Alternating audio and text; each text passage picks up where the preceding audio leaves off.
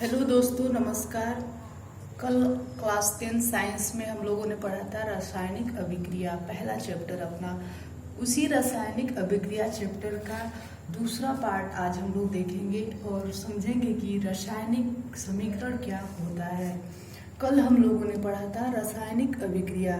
तो रासायनिक अभिक्रिया में हम लोगों ने एक क्रियाविधि देखा था कि एक कोनिकल फ्लास्क लेते हैं और उसमें क्या होता है, जिंक रहता है, जेडन रहता है, और उसमें हम क्या करते हैं, अलग से ऊपर से क्या करते हैं, H2SO4 यानी सल्फ्यूरिक एसिड को डालते हैं। तो हमें क्या होता है, H2 हाइड्रोजन गैस बाहर निकलता है और प्लस हमें क्या मिलता है, ZnSO4 यानी जिंक सल्फेट। तो कल हम लोगों ने जेडन और सल्फ्यूरिक एसिड की क्रिया विधि को जाना था और पढ़ा था। तो आज उसी क्रम को आगे बढ़ाते हुए हम आज मैग्नीशियम रिबन के दहन के बारे में पढ़ेंगे। तो मैग्नीशियम रिबन के दहन में क्या होता है, एक मैग्नीशियम रिबन लेते हैं और उसको ऑक्सीजन के प्रेजेंस में क्या करते हैं, जलाते हैं। किसको, मैग्नीशियम रिबन को। और ऑक्सीजन और मैग्नीशियम आपस में अभिक्रिया करके आपस में मिलकर क्या करते हैं, मैग्नीशियम ऑक्साइड का फॉर्मेशन करते हैं। तो ये दोनों जो क्रिया विधि है उसको एक प्रारूप देने की विधि को ही हम क्या कहते हैं, रासायनिक समीकरण कहते हैं। एक सिस्टमेटिक ढंग से लिखने की प्रक्रिया को ही क्या कहते हैं, रासायनिक समीकरण कहते हैं। किसको लिखने की, ये क्रिया विधि है। इन क्रिया विधि को अच्छे से प्रारूप दे करके लिखने की तौर तरीकों को ही क्या कहते हैं, रासायनिक समीकरण कहते हैं। आइए देखते हैं। हम लोगों ने देखा कि मैग्नीशियम, तो आइए हम देखते हैं कि रासायनिक समीकरण को लिखते कैसे हैं। तो इस क्रिया विधि में देखिए, मैग्नीशियम की क्रिया विधि में पहले क्या है, मैग्नीशियम है, तो मैग्नीशियम हमने यहाँ पे लिखा, प्लस ऑक्सीजन की उपस्थिति में तो हमने क्या किया, ऑक्सीजन को भी लिया। तो मैग्नीशियम प्लस ऑक्साइड आपस में मिल करके और क्रिया करते हैं और फिर क्या करते हैं, मैग्नीशियम ऑक्साइड का फॉर्मेशन करते हैं और निर्माण करते हैं। तो आइए हम जानते हैं यह अभिकारक और उत्पाद क्या है। अभिकारक वह है जो अभिक्रिया के लिए एक्साइटेड हो, भाग लेता हो। अभिकारक क्या है, जो अभिक्रिया में भाग लेता हो, उसे हम क्या कहते हैं, अभिकारक कहते हैं। यहाँ हमारा क्या है, मैग्नीशियम क्या है, अभिकारक है। ऑक्सीजन क्या है, अभिकारक है। क्यों, क्योंकि यह इस रासायनिक अभिक्रिया में भाग ले रहे हैं, क्रिया करने के लिए भाग ले रहे हैं, इसलिए क्या है, अभिकारक है। और उत्पाद क्या होता है, इन अभिकारकों के मिलने पे जो हमें प्राप्त होता है वह क्या है, उत्पाद है। ठीक, तो हम लोगों ने जान लिया कि अभिकारक क्या है और उत्पाद क्या है। तो अभिकारक जो है वह सदैव क्या होता है, LS साइड, बाएं साइड लिखा जाता है, और जो उत्पाद होता है वो हमेशा क्या होता है, दाहिने साइड लिखा जाता है। और जो अभिक्रिया 2 हो, 3 हो, 4 हो, ऐसे मतलब 1 से 2 से अधिक अभिक्रिया भी भाग ले सकते हैं।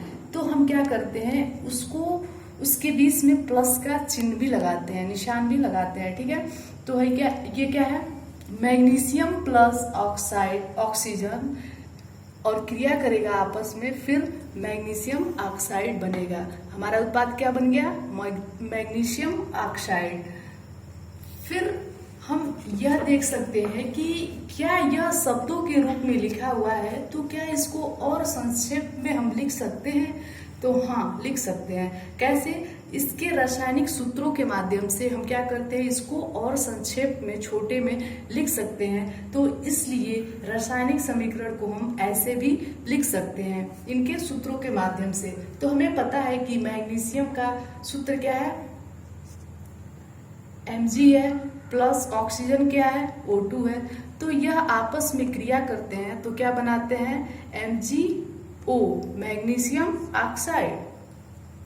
फिर ऐसे ही हम इस क्रिया विधि को देखेंगे कि Zn प्लस SO4 मतलब जिंक प्लस सल्फ्यूरिक एसिड आपस में क्रिया करते हैं तो ZnSO4 यानी जिंक सल्फेट प्लस हाइड्रोजन बाहर की तरफ निकलता है। तो इस क्रिया को हम संक्षेप में उनके सूत्रों के माध्यम से भी दर्शा सकते हैं, या इसे हम क्या कहते हैं सांकेतिक रूप में लिखना। समीकरण को सांकेतिक रूप में लिखना किसे कहते हैं? सूत्रों के माध्यम से जो समीकरण लिखा जाता है। तो अभी तक हम लोगों ने जाना कि रासायनिक समीकरण को कैसे लिखते हैं सांकेतिक शब्दों में और सांकेतिक रूपों में और सांकेतिक शब्दों में हम लोगों ने रासायनिक समीकरण को लिखना जाना। अब हम देखते हैं कि रासायनिक समीकरण को संतुलित करना, रासायनिक समीकरण को बैलेंस करना।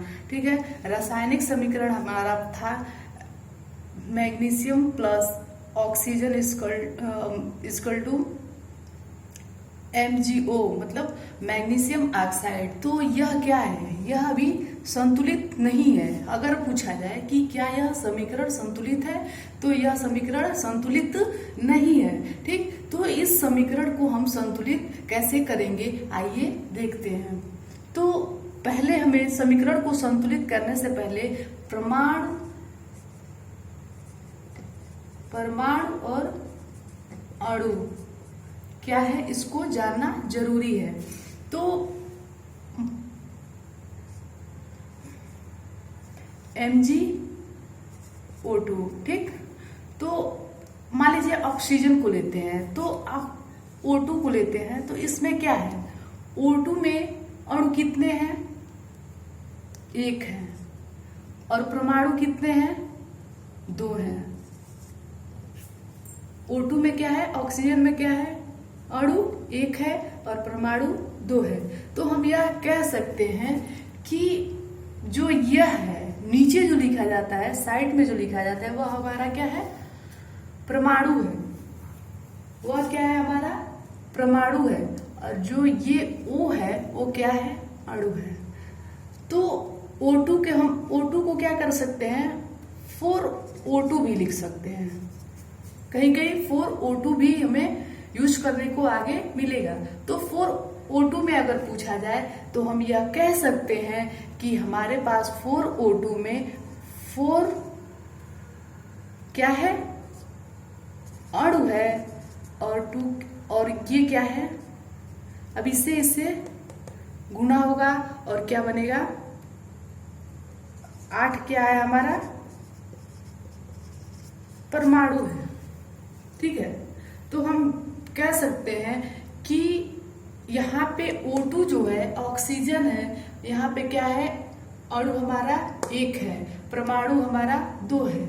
लेकिन अब इसी को ऑक्सीजन अगर हम यहाँ पे 4 कर दें तो हम कह सकते हैं कि यहाँ पे 4 अणु है और यहाँ पे अगर परमाणु देखना है तो हमें क्या करना पड़ेगा? इसके अणु और परमाणु को दोनों को मल्टीप्लाई करना पड़ेगा। तब हम कह सकते हैं कि इसका परमाणु क्या है? 8 है। तो अब हम लोगों ने जान चुके कि परमाणु क्या है और अणु क्या है। तो फिर आइए हम इसको बैलेंस करते हैं। तो बैलेंस का मतलब क्या है? इधर भी उतना ही होना चाहिए जो चीज जिधर Mg मान लीजिए Mg1 है तो Mg1 इधर भी होना चाहिए, ऑक्सीजन 2 है तो ऑक्सीजन 2 इधर भी होना चाहिए। दोनों तरफ क्या होना चाहिए? बराबर होना चाहिए। तो हम देखेंगे कि Mg 1 है, Mg 1 है। ये तो Mg मतलब मैग्नीशियम तो पूरा बैलेंस है, लेकिन ऑक्सीजन इधर 2 है और ऑक्सीजन इधर 1 है। तो इसको हम कैसे बैलेंस करेंगे? तो अगर हम यहाँ पे 2 लगाते हैं तो यह क्या होगा? सही नहीं होगा, यह क्या होगा? गलत हो जाएगा। तो कभी भी अगर हमको बैलेंस करना होगा तो हम परमाणु को बैलेंस नहीं करेंगे, हम क्या करेंगे? अणु को बैलेंस करेंगे। ठीक है, क्या करेंगे?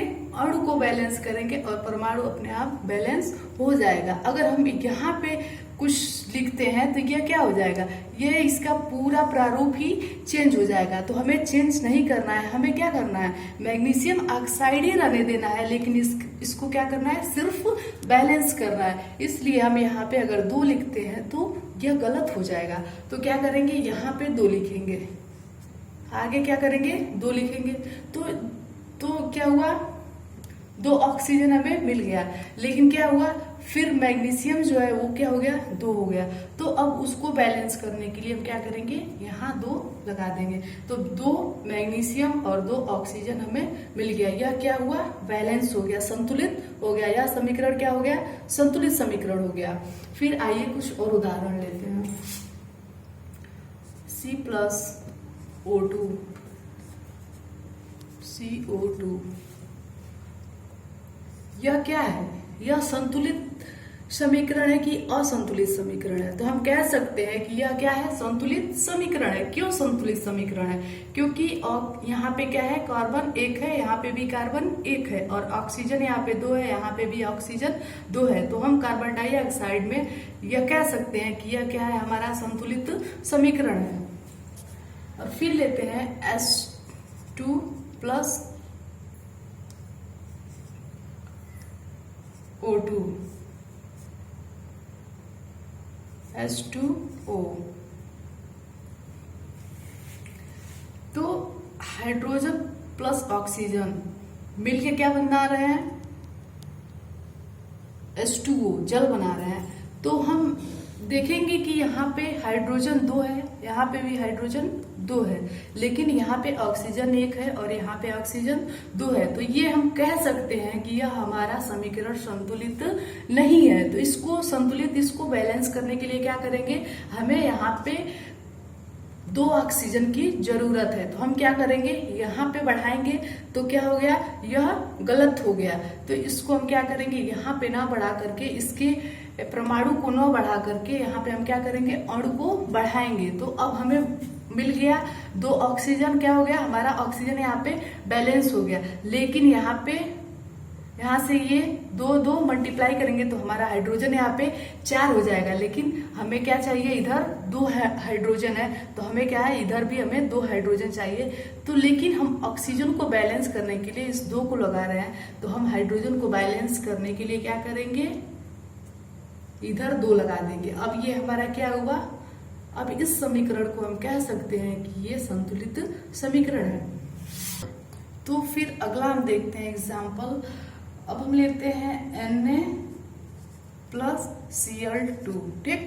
अब उसको क्रिया कराते हैं, विक्रिया कराते हैं। तो देखेंगे NaCl2, तो देखिए, तो ये हम कह सकते हैं कि यह हमारा समीकरण संतुलित नहीं है। क्यों नहीं है, नहीं संतुलित है।